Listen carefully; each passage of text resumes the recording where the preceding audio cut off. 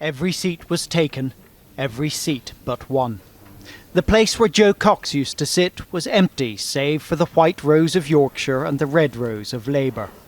For hers was the absence the House of Commons had assembled today to mark. We have lost one of our own, and our society as a whole has lost one of our very best. Her killing is an attack on our democracy. It is an attack on our whole society. Jo was a humanitarian to her core, a passionate and brilliant campaigner whose grit and determination to fight for justice saw her time and time again driving issues up the agenda and making people listen and above all act. Quite simply, there are people on our planet today who are only here and alive because of Jo. Jo Cox's husband Brendan and their two young children sat out of sight in the public gallery, while MPs, many themselves still grieving, spoke about their lost friend. Her main hesitation about a parliamentary career was her young family. She worried, as many of us do, about whether you could be a great MP and a great mum at the same time.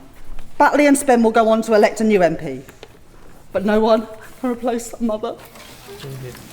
Another friend quoted Jo Cox's own words on the children of Syria. Those children have been exposed to things no child should ever witness, and I know that I would risk life and limb to get my two precious babies out of that hellhole. When Jo spoke, Mr. Speaker, we all listened. A picture then emerged of an impressive character. I was in awe of Jo. To be honest, I was always a bit envious. She was energetic, she was brave, she was dynamic. A woman who cherished her family, who served her community, and whose sole aim was to leave the world a better place than she found it. And she was brave. Her energy and effectiveness were an inspiration. There was subdued anger too.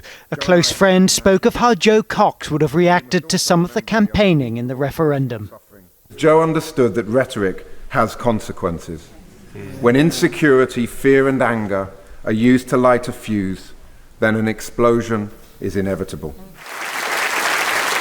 As they filed out of the chamber today, MPs applauded the Cox family in the gallery above their heads. And together with members of the Lords, they crossed the road to the neighbouring church of St Margaret's for a service of remembrance. Afterwards, Baroness KINNOCK, who gave Jo Cox one of her first jobs in politics, told me how her family had coped with the day. There was a sense that they were just all holding it together, you know, they were fighting to keep it all under control. And Brendan is amazing. He's looking after those two little children. He's managing to smile and talk. And of course, the littlest one will never remember her mother. But as donations to Jo Cox's favourite charities passed the £1 million mark tonight, it's clear that in Parliament and around the country there will be many people who can tell the Cox children what their mother was like and what she stood for. Carl Dinnan, News at 10, Westminster.